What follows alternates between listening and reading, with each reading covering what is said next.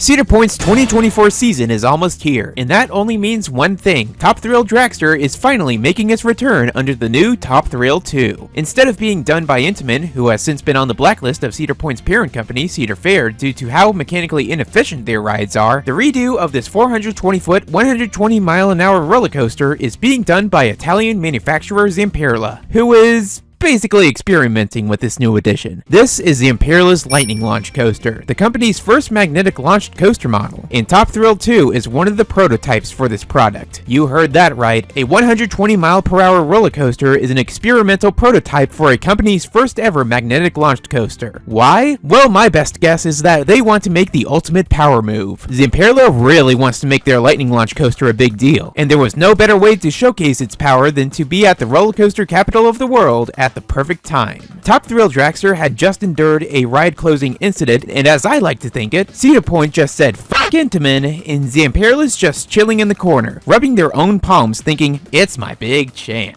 You'd think that Zamperla is just randomly chilling in that corner, but Cedar Point was looking for a replacement for Wicked Twister, another Intamin coaster the park didn't want anymore, and Zamperla was a possible contender to make a replacement. How did they confirm their ticket into Cedar Point's heart? Well, as I see it, Zamperla got Cedar Point a drink and said, hey, listen, Top Thrill wasn't doing so hot, so I got a proposal. I have a new product under my belt, a roller coaster that uses magnets for your speed machine. How about that? Then Cedar Point's like, sure. What's the catch? Then Zamperla chose their words carefully and said, well, 1, we're not Intamin, 2, we're not using unnecessary cables, and 3, we're still reaching over 100 miles an hour. Keep in mind, Zamperla was the one handing out drinks and went kind of heavy on their own spirits. So when the time came, Zamperla reached full sobriety and is immediately in construction clothes. So they asked Cedar Point, what happened? And Cedar Point replied, you're building our next 2 roller coasters, of course. And Zamperla was in shock. Zamperla had one too many drinks and suggested that they would be the arguably lucky ones to redo Top Thrill Dragster. Or at least that's how I'd like to imagine the situation the manufacturer has put themselves in, because in the overall gist of things, I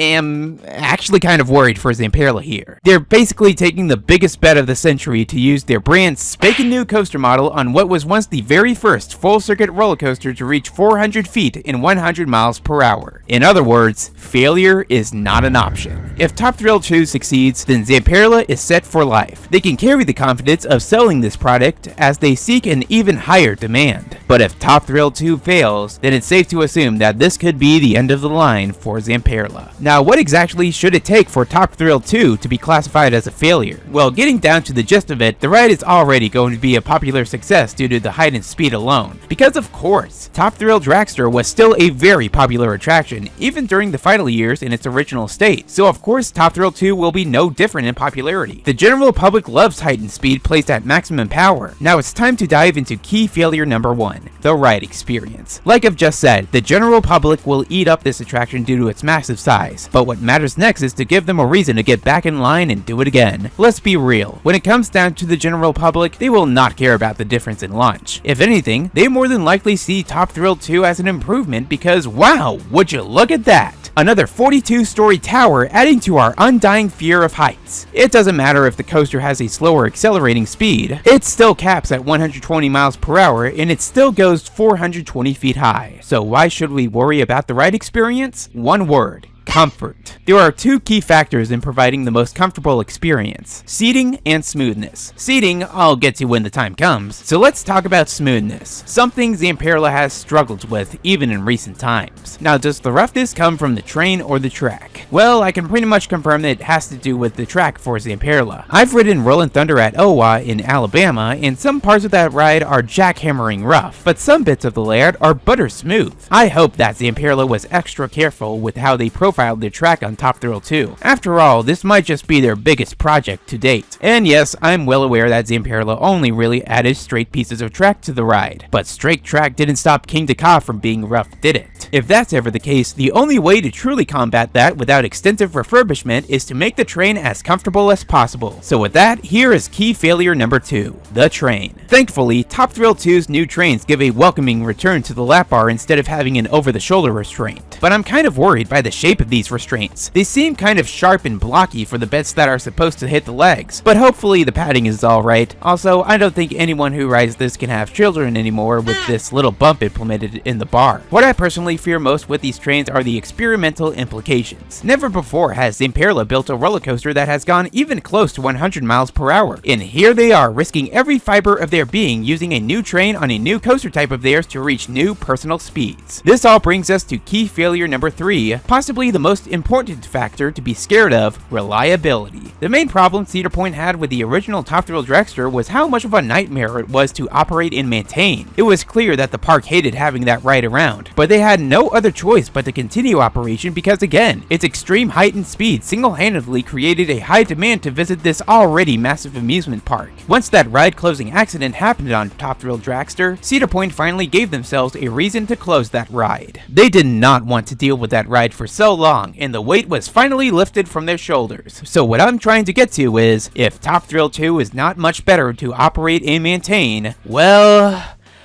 oh boy.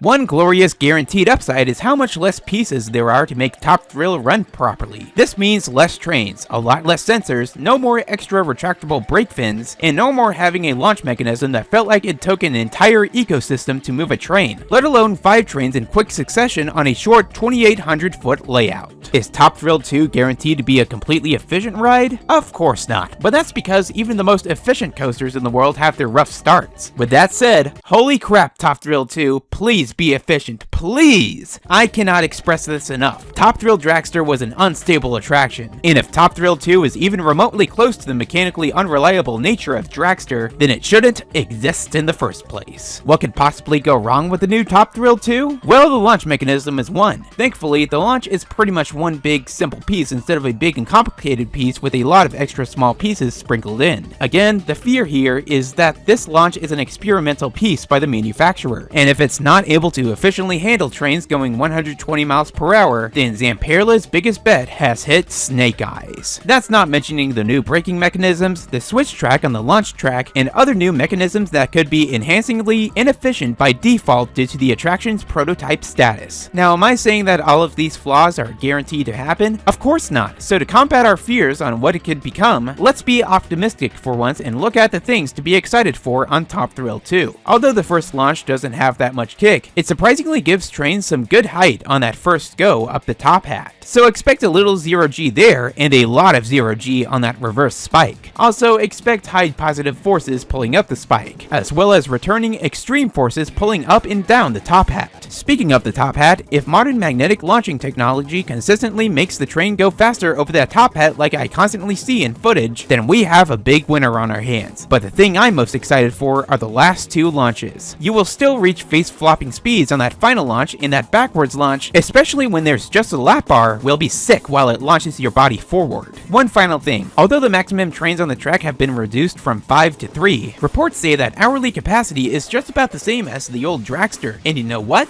I believe it. Once a train clears the top hat, the next train can make it onto the course and start its multi-pass launch, even when the following block zone ahead is still occupied. With an over-the-head lap bar and no extra seatbelt, as well as the fact that it's in a park that has the high chance to have hyperactive ride operators, expect fast dispatches on the trains and a queue line just about as quick as the old Dragster. All in all, we can only determine the success of Zamperla's big gamble once Top Thrill 2 officially opens to the public. If they win the gamble, then they win the entire amusement industry. But if they lose, there may not be a Zamperla anymore. But only the future will tell. Thanks for watching, and have a thrilling rest of the day.